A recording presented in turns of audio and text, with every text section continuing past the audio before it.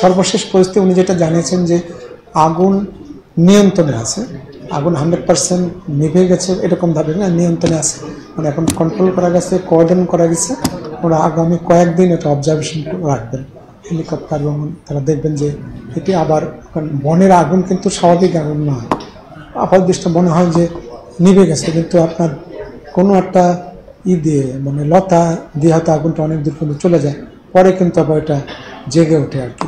তো বনের আগুন নিভানোর ক্ষেত্রে আপনার সাথে সাথে ডিক্লেয়ার করা যায় না, তো এই জন্য তারা এখন ওখানে ক্লোজ মনিটরিং অবজারভেশনে রাখবেন আগামী কয়েকদিন, তারপর তারা ডিক্লেয়ার করবেন। না, উনি অবৈধ, উনি সন্তোষ প্রকাশ করেছেন যে কার্যক্রমের ব্যাপারে। এখানে আপনারা জানেন যে ফায়ার সার্ভিসের পুরো টিম ওখানে কাজ করছে, জেলা প্রশাসন, পুলিশ প্রশাসনের, স্থানীয় জনগণ, প্রায় 55 জন ফায়ার সার্ভিসের ফুল টাইম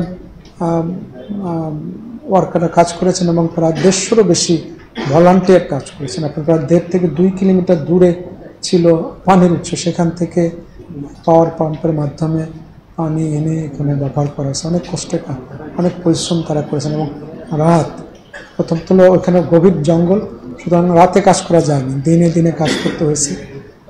ওখানে তো আরও অনেক রিস্কও ছিল, তাই না? মানে সবগুলো মিলিয়ে তারা খুব বড় চ্যালেঞ্জিং টাস্ক তারা কমপ্লিট করেছেন আজকের জন্য। তারা আমি মনে করি যে ধন্যবাদ পাওয়ার যোগ্য।